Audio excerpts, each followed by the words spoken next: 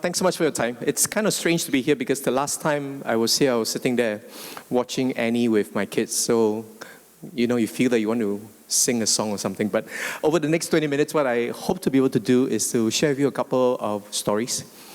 Because this whole thing around the digital disruption and all this, I'm sure we're all very familiar. But I hope to share a couple of experiences from what we do in StarHub, but at the same time, the other things I've been doing to perhaps give a bit of a perspective in terms of what's been changing in the world, both from a technology standpoint as well as from a customer standpoint.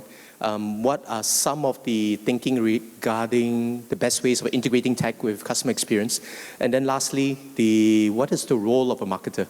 So my name and my title is in marketing, but clearly there is a lot of changes in terms of the expectations of a marketing role. So 20 minutes, let's see how far we can get through from there. And hello, Shufan.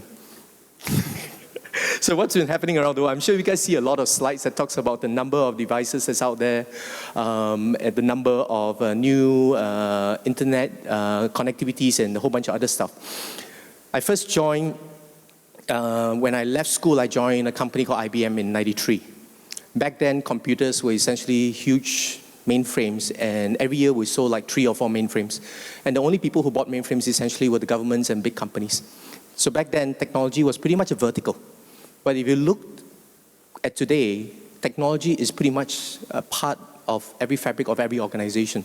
So technology in the past used to evolve every 3 to 5 years. So you can almost map that you had the mainframe era, a couple years later you had the client-server era, a couple years later you had the object-oriented era. But the pace of the change keeps moving. So let me just share with you a couple of stats and a couple of numbers. One is this set of numbers, 3.3, 3.3, and 3.8. The first 3.3 is the number of gigabytes that an average StarHub customer uses per month. Previous quarter it was 3.1, but now it's 3.3. And after this quarter, we do expect that this consumption in terms of data will continue to grow. Last night I was with some friends and they said that Germany today is still probably running at about 1 to 2 gigabytes per month, and Finland is closer to 5 or 6. So I got to check those data later, but there's a lot of data being consumed today. The second 3.3 is, maybe let me just ask, if you don't mind, how many smart devices do you have? 4. 3.3 is the average number of smart devices per Singaporean. This particular survey that was done showed that 25% of Singaporeans have more than 5 devices, smart devices. So the number of devices, the data consumption continues to grow.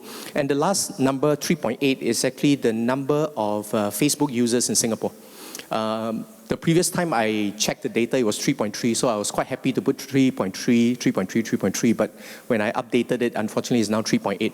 So in terms of the data penetration, in terms of the device usage, in terms of the adoption, is moving very rapidly. And if you look at all the different type of new companies and new solutions that's evolving, I'm sure you'll be familiar with a lot of this.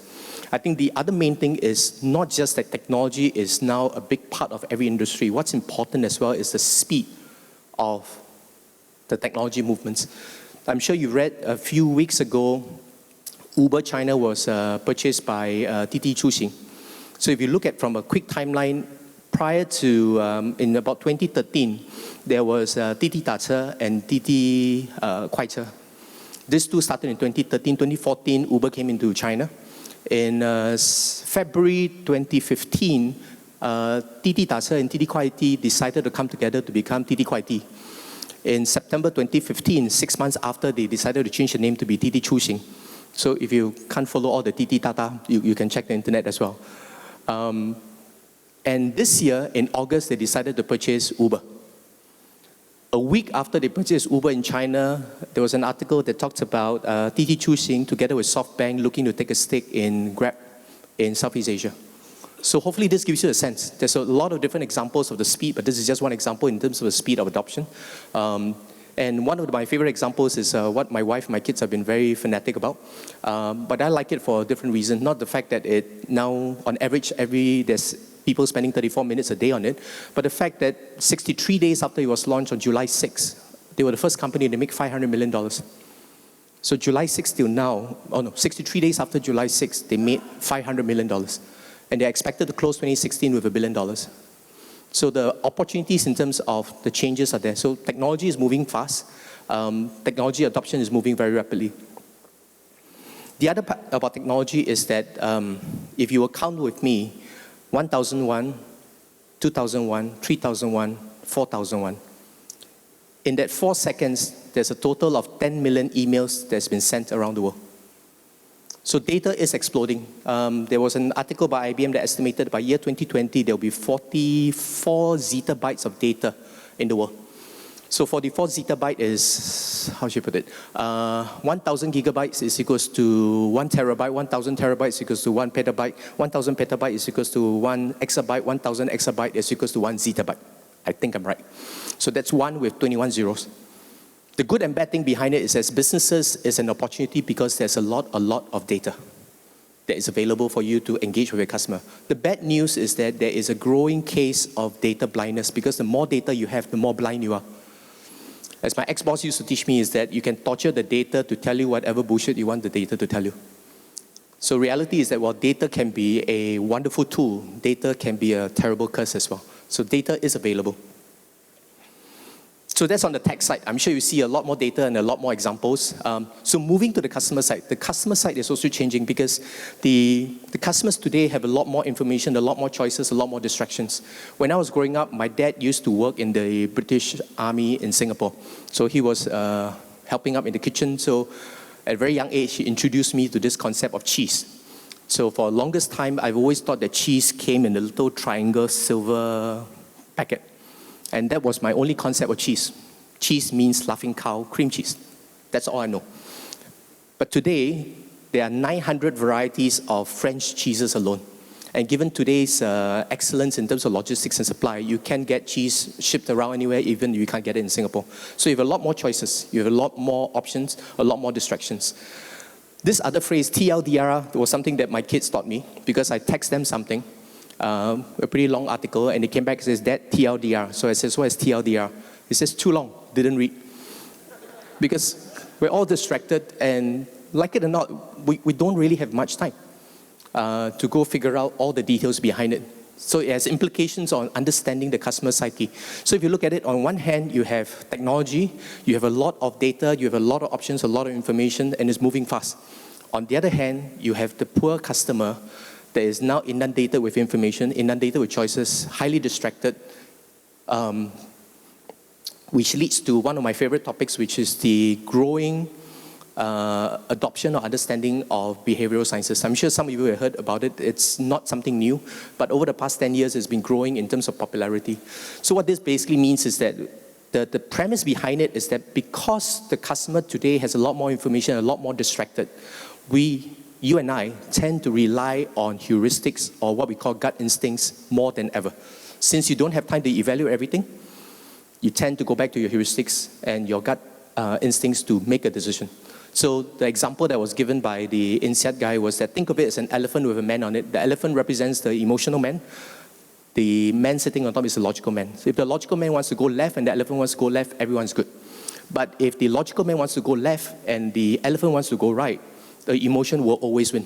Then man will re-rationalize to say, I actually wanted to go right. So the emotions that we have is something that we have to understand because that drives our behavior a lot more. So it basically means that if you ask the customer that, hey, why do you buy this particular race car? They'll give you all the official reasons, but you have to understand the emotional reasons and the underlying reasons. So when I ask my friend, my ex-neighbor, and says, why did he buy his Lamborghini? He says, oh, because of the engine and all sorts of nice stuff. And then when he is a bit drunk and I ask him again, why did you really buy that car? He says, oh, I really want to feel young again, and kind of helps me piss my wife off. There are underlying reasons behind it. So there's a big science behind this, and it's useful for all marketers and business people to truly understand. It's the same reason why you have good, better, best, or the small, medium, large drinks everywhere. So whether it's in Starbucks or in McDonald's, it's always good, better, best. Why? Because you don't really know whether you are small thirsty or large thirsty. Most of us will go for medium thirsty. So experiments have been done where they took away the small thirsty and replaced it with a bigger ounce. And guess what? Everyone started buying the middle again. So customers tend, in the face of distraction, information, and choices, tend to fall back on our gut instincts, like it or not. Because I'm sure within the first 5 seconds that I stepped on, you already made an impression, whether this is a jerk or someone worth listening to. So hopefully if it's not worth listening to, I have 9 minutes to go, so just bear with me. So with that as a background, go watch this video. Jimmy Kimball, you know the iPhone 7 just got launched. He interviewed a couple of guys on the streets who have iPhone 6. As they were interviewing, somebody took the iPhone 6 of the folks being interviewed, went behind, cleaned it up, cleaned the screen, and changed a different cover, and then represented it back to the user to say, this is the new iPhone 7 with all your data ported. What do you think about it? And the replies were, oh, this is very light. It's very fast. And then in the end, they asked and says, would you like to buy this new iPhone 7 for $50 only since you participated in the interview? And all the interviewers said yes. They didn't recognize that it was their own phone with a different cover. Why? Basically because, well, it's funny and it's kind of silly. It shows that a lot of us trust basic instinct and our gut feeling when things like that. So take a look at the video. It's actually quite fun. The second thing to also consider on the customer side is that customer expectations are growing. What used to be satisfactory in terms of an email response is no longer satisfactory. What used to be satisfactory as a 3-hour response on Facebook is no longer satisfactory because everything is moving much rapid fashion. I give an example of Joseph Schooling. After he won the Olympic gold in Singapore, a number of companies, StarHub included, went out and put out congratulatory ads. The next day on our chat group, where we have a couple of other companies on it, all my friends were asking and says, oh, what about this company? What about that company? Why are you guys so slow in putting out congratulatory ad? In the past, you could put out an ad 2 days later, and everyone's like, that's pretty fast. But today, customer expects a certain level of immediacy from the different brands that they deal with. So with that as a quick backdrop, the technology changes as well as the customer changes. I found this particular way of framing how best to integrate technology with the customer experience, a pretty simple one to deal with, because a lot of us are grappling with technology is moving. How much of the use of technology should you use in terms of integrating to the customer experience? And I thought this particular model from HBR is a useful one because it basically says just think of 3 things. Think of the jobs to be done by the customer. What are the needs that they're thinking about? Second, think of your brand, because if your brand is a high-touch premium brand, then the way you use technology may be different from a company that is focused on millennials, that's focused on a particular speed of approach. Also look at in terms of the business model. So this helps, at least for us, to think very hard and says everything that we want to implement, does it first meet the customer's jobs to be done based on what he wants to do? Does it fit the business model that we want to do? And just as importantly, does it fit the brand? I think if you go through all the different research, you'll find that different companies have adopted different things. Some work, some don't, but typically they will fall into this 3 category of whether it fits the brand, fits the jobs to be done, and whether it fits the business model. What we've done in StarHub is basically to start by building the customer journey. So we basically did the traditional customer journey mapping, but one of the things that we wanted to focus on was not just the physical journey, but also the emotional journey. That's a lot harder because physical journey you can track, but you got to understand the emotional journey as well. So for example, we do recognize that someone who walks into a bank and gets a bank loan is not just purely looking at doing a functional bank loan. He or she is looking to build a home. He or she is looking to put shelter for his family. So to understand the emotive part of it is also important. Like in Singapore, it's one of the most interesting markets in terms of handphones. There is a very high adoption of premium handphones as compared to many other countries. So part of it is you've got to understand that when the customer comes in to buy the premium handphone, part of the psyche is not just about buying a handphone. It's about being able to say that, hey, I can afford it, this is my lifestyle, this represents me. So we've seen that if you're based in Singapore, you would know that queues are like an indicator for something that is worth going after. So we found from our study that functionally our customers say to us, please help me get rid of a queue because I don't really like a queue in the shop. But we found that if you have 0 queue, the customers will feel that this particular shop is not interesting because there's nothing exciting about it. So you need to still have a queue so that it looks like it's buzzing, but the queue cannot be too long that the customer gets pissed off. So this is not just looking at the customer journey, but looking at the customer journey from both a functional as well as an emotional standpoint. Then we can identify and say, where are the places we need to replace with technology? Which are the places that we will still need the traditional brick mortar to fill the role? So this is just an example of what we're thinking about in terms of trying to marry both the functional as well as the emotional side. I just realized that the clock here, it makes it very pressurizing to present, because it keeps ticking down on you. But let me just get down to the last few slides. So the infusing technology is also a challenge because the rate of technology change is tremendous. So the question that we ask internally ourselves is that when do we lead and when do we follow? Because there's a lot of technology that's evolving on a rapid basis. So the two examples I'll show you on the insert is, one is this thin film technology that was launched a couple of months ago by Diageo for Johnnie Walker Blue. So they use thin film technology together with NFC, near field communication. So the label on the bottle is able to talk to you via your mobile phone. Because what they found through their research is that there's a lot of customers who checked the brand within a few feet from the actual bottle in the store. So this concept of showrooming is quite real, because all of us typically when we get to our shop, if you're not sure about the product, you check online. So they found that about 50% of the customers check about the Johnnie Walker within a couple of feet of the bottle in the retail shop. So they implemented this pilot of having thin film with NFC such that the bottle can talk to you when you're checking about the bottle. Sounds kind of creepy, but it's kind of fun, because as you're Googling about the Johnnie Walker talks to you and says, don't just stand there, come by me. And after you open, they may say other things to you. So this is a very interesting use of technology. The second one is the IKEA experimental table, where they have a projector on top of the table, and the projector is able to identify the products on your table to say that you have a tomato, you have a potato, and you have a cauliflower. Let me give you recommendations of what you can do with the three of them.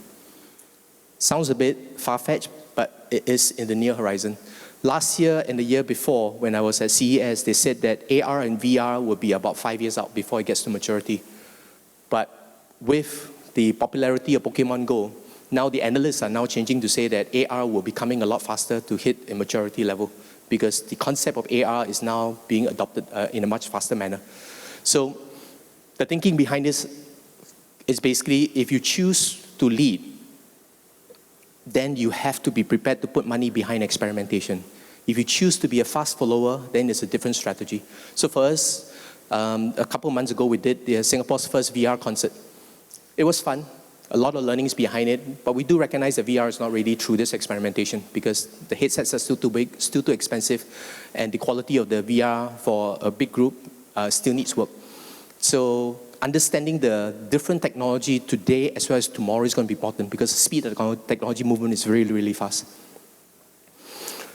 This particular chart I kind of like as well, because it argued that given the pervasiveness and how connected the world is today, your competitive source of advantage from the back end today is diminishing, and increasingly the last bastion of competitive advantage lies on understanding and serving the customer well.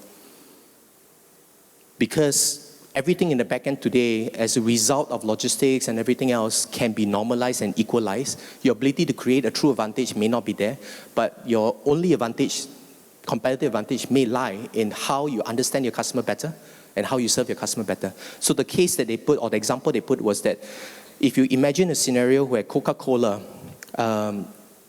they suddenly lost their worldwide facilities and all their plants overnight, would Coca-Cola still be able to raise money to rejuvenate the brand? Answer probably is yes. But if you take the reverse and you said that 7 billion people around the world overnight had amnesia and forgot about the brand of Coca-Cola, but the facilities and the plants are still around, would Coca-Cola be able to survive? Likely not. So this particular argument is that while there are many sources of competitive advantage, it could be true that increasingly the only source of competitive advantage that may be left is how do you understand your customer well enough such that you're able to serve them better than everyone else. So, quick recap so far. Technology continues to move very quickly. Like it or not, it will continue to evolve very quickly.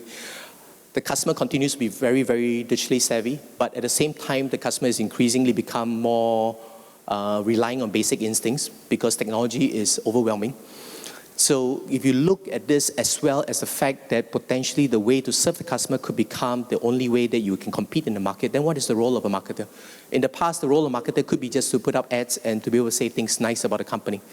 But increasingly, there's a lot more focus to say that the role of the marketer now has potentially 3 areas. One is to own the entire customer experience end-to-end, not just the advertising piece, not just the marketing piece, but the interaction across the omni-channel.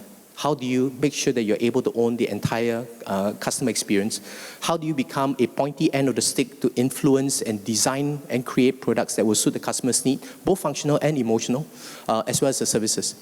And the good thing about from the marketing perspective is that you can almost argue that marketing is about art and science, and you will find some of your marketers giving you an easy excuse to say that, I know half my marketing money is wasted, I just don't know which half, because the traditional argument is that marketing is about art and science.